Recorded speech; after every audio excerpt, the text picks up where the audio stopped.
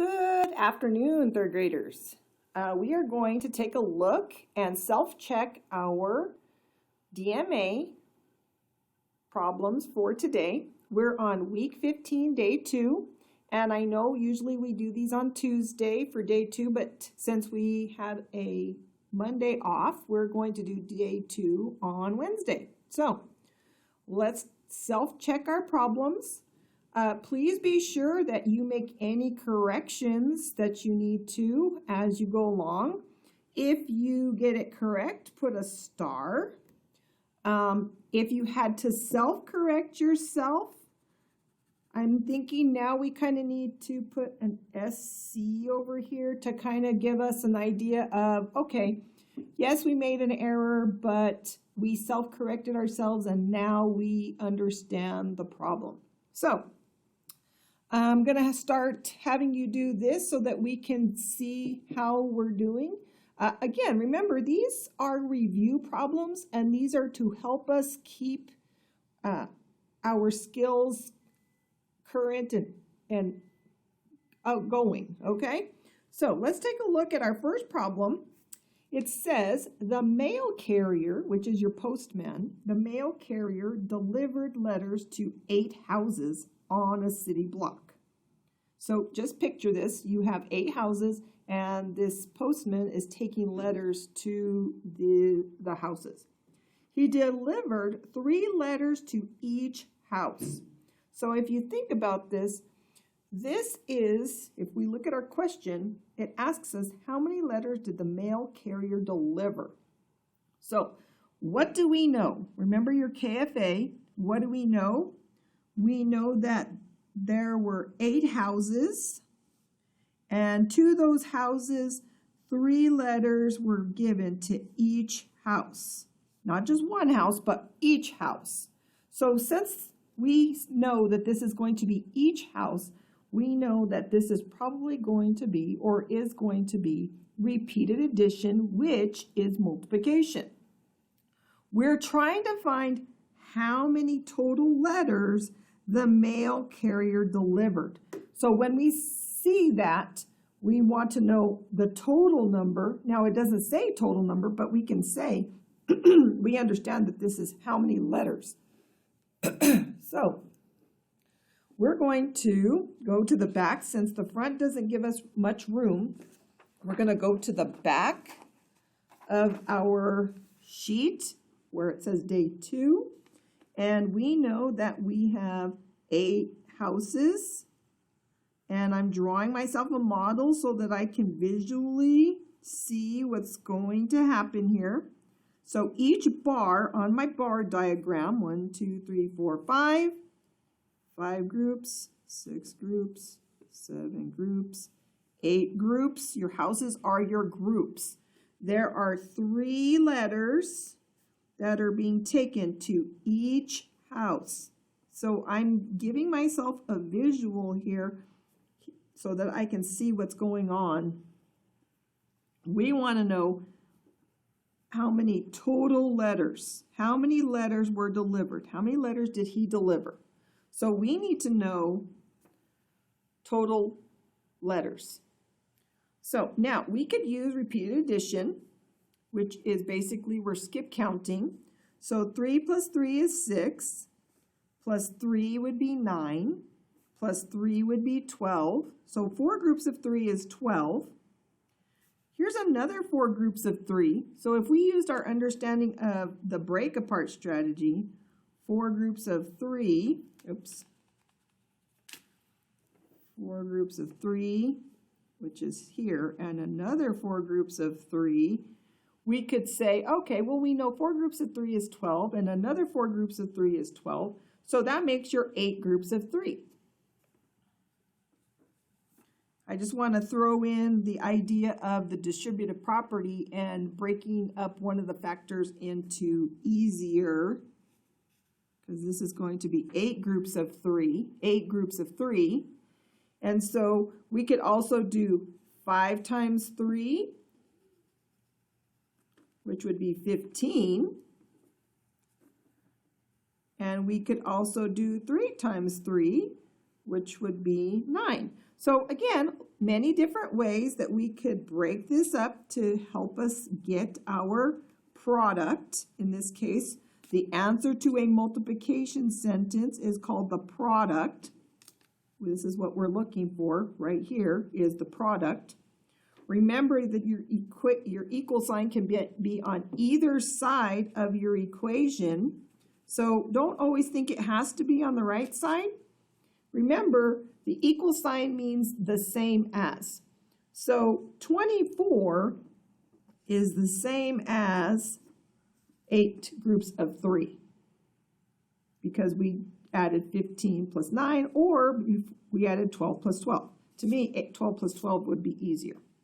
So now we can say that there are 24 letters. We know the product, we know the total, and now we can come here and we can say the mail carrier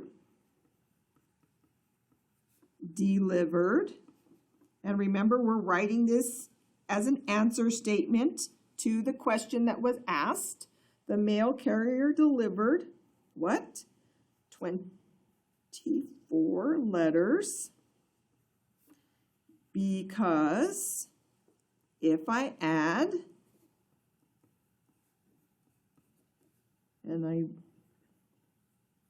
if I add 8 groups of 3, I get a total of 24. So we have our equation to show our work.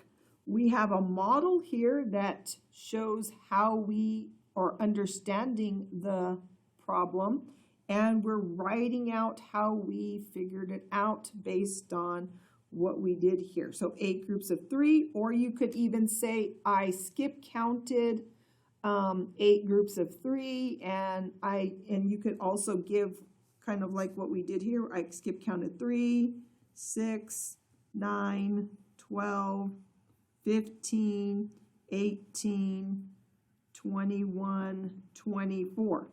You could even give that as a possible answer to help you with that.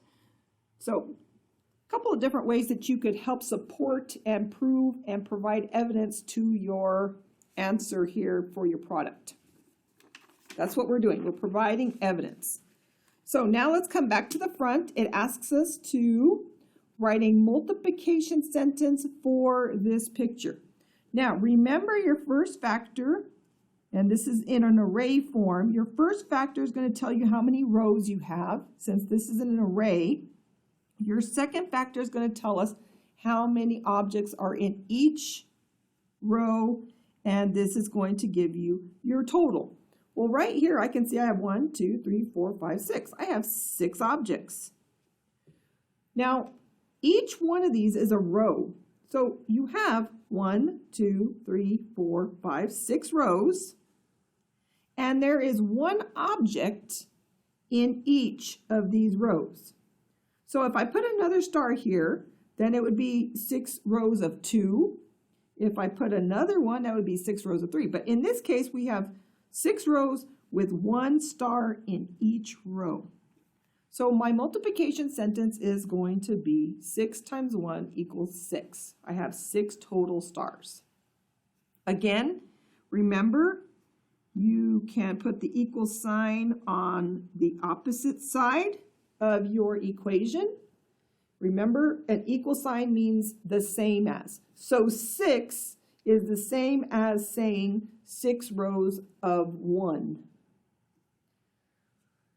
Let's take a look at our next problem, which is rounding each number to the nearest 10, then subtract. So we have to round first to the nearest 10. And so here's our tens place. And when we're rounding to the closest 10, we have to think about the 2 tens that this number is between first. So I see 60 here.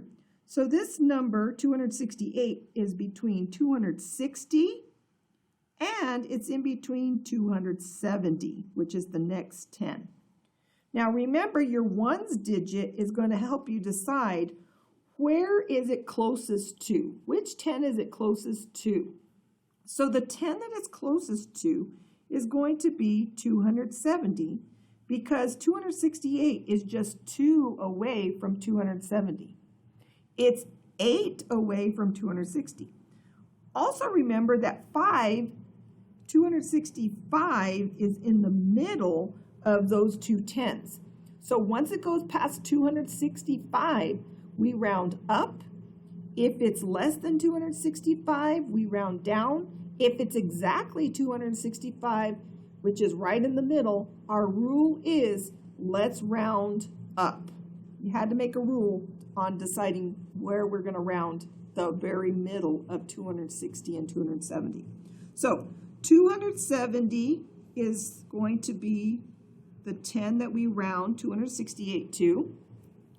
53 is going to be between 50, which is in our tens place, and 60. Now again, remember we're looking at the ones place. 55 is right in the middle of these two tens. 53 is below 55. And since it's below 55, we're going to round to the closest 10, which would be 50. So now I can take my understanding of 270 minus 250. Well, 70 minus 50 is 20. And we do still have a hundreds place here, and there aren't any hundreds to subtract. So that means we're going to still have two hundreds here. So if I did that by the algorithm, we have 70 minus 50 is 20. And again, there are no hundreds, so that's going to give me 220. Now, I'm going to use my understanding of base 10 blocks to help me with 40 times 2. If I were to switch my factors and do two groups of 40, I would have 10, 20, 30, 40. I'm pretending that these are rods in a base 10 system.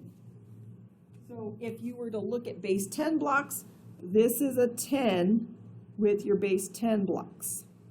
So I'm pretending that each one of these lines is a tens rod. So I have one group of 40, 10, 20, 30, 40. Now I have two groups of 40. And 40 plus 40 is going to give me 80. So the product of these two factors is 80. Six groups of 30. I'm just switching to make this easier on myself. 10, 20, 30. That's one group. Two groups, three groups, four groups, five groups, and finally another would be six groups. So 30, and it's just like counting by threes, except now we have a tens place. So if I were to count by threes, it would be 3. So 30, 60, 90, 120, 120 plus 3 more, 30 more is 150, and 3 more tens would be 180. 180 is going to be your product. And now we have 40 groups of 30 or 3 groups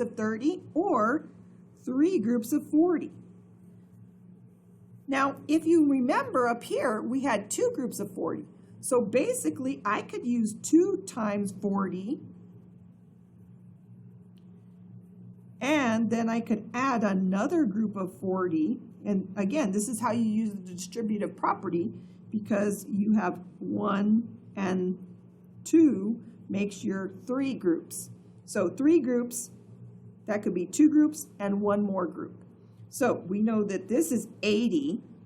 And this is going to be 1 more group, which would be 40. And if we add that, 80 plus 10 is 90, plus another 10 is 100, plus another 10 is 110, plus another 10 is 140, or excuse me, 120. So 120 is going to be your product. And so those are just some visual ways that you can see how to use your tens to multiply by a one-digit factor. So we're going to continue to practice these skills. Remember to always self-check yourself. If you got this correct, remember to put yourself a star. If you had to self-correct yourself, put an SC. For each one of these, again, these are problems that we're going to review. We are not grading these per se, but they are good practice problems, and we need to continue to review so that they start to become very solid in our understanding. All right, so that's today. Today's Wednesday, and I will see you tomorrow, Thursday. Have a great afternoon, guys.